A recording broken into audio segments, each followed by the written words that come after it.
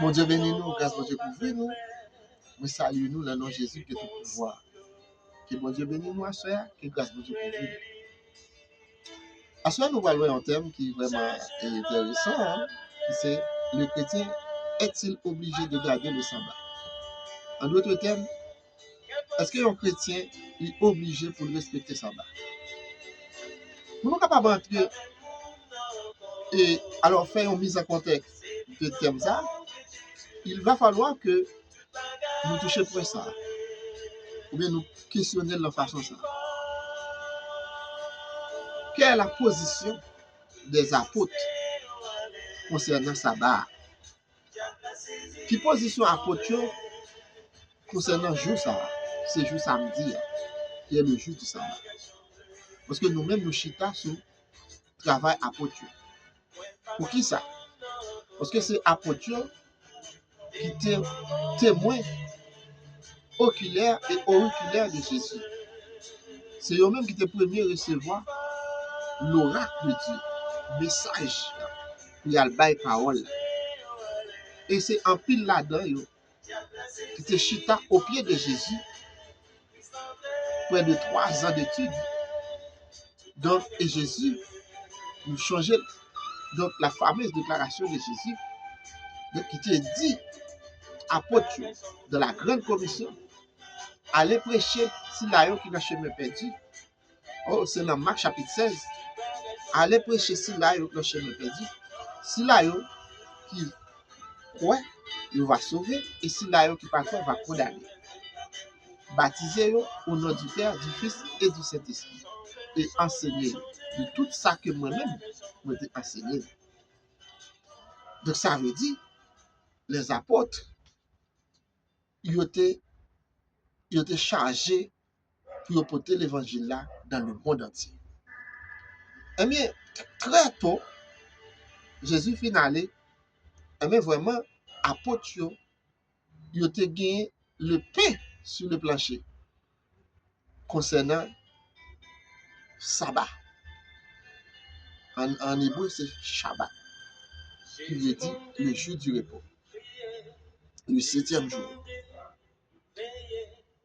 Apôtre Paul, en tant que le chef de file,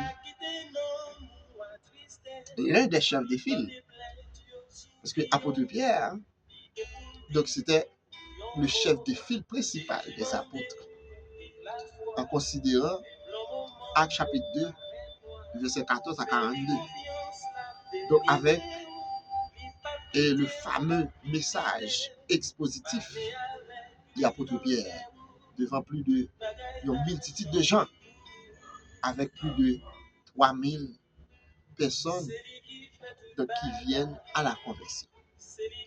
Donc, apôtre Pierre, c'est l'un des figures charismatiques des apôtres, bien le chef de file par excellence. Apôtre Paul, également, communément appelé apôtre des païens, mais ça que dit dans Colossiens chapitre 2, le verset 16-17, en disant que personne donc ne vous juge au sujet du sabbat. Mais avec qui est-ce? Apôtre t'a parlé. Apôtre t'a parlé avec des anciens païens ou des nouveaux chrétiens,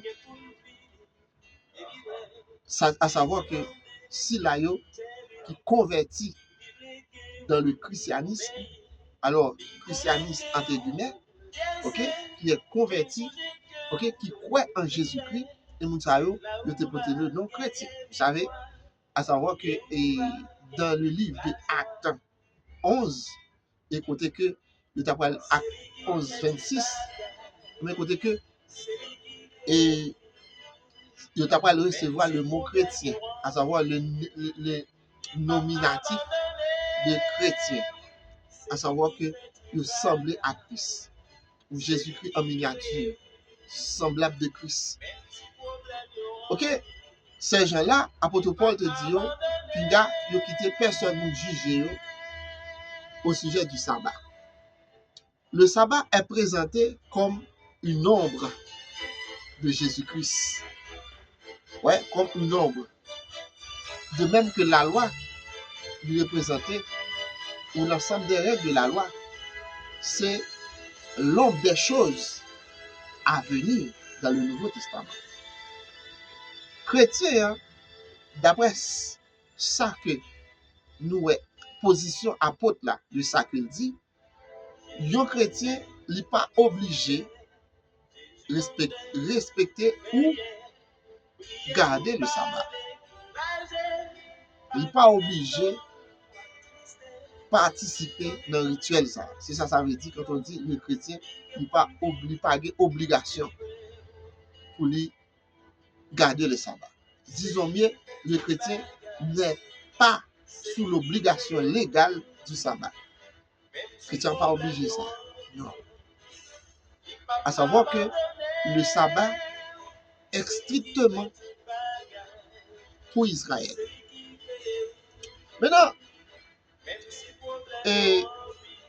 dans le livre des Hébreux, on parlait également du jour de repos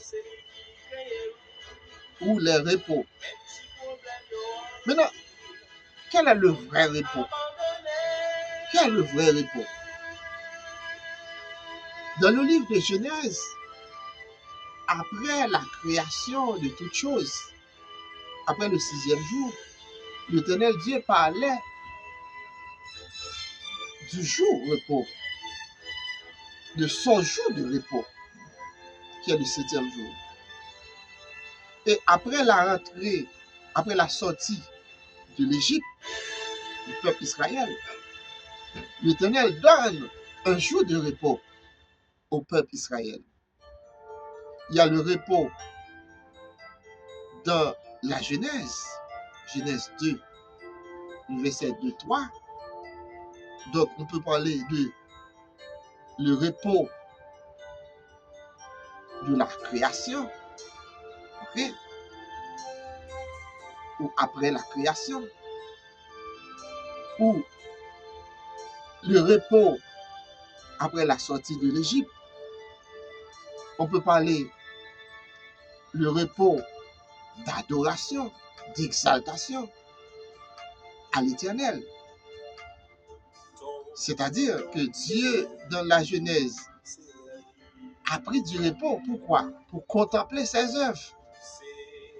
Et l'Éternel Dieu donne au peuple Israël le jour du repos pour pouvoir songer son état. Comment le peuple ça t'a vivre dans la bestialité de déshumanisation, d'humiliation, de l'enfer de l'esclavage. Et bon Dieu te baillé jour ça pour te songer le jour de la libération. Maintenant, quel est le vrai repos parlé dans le livre des Hébreux? Nous allons regarder.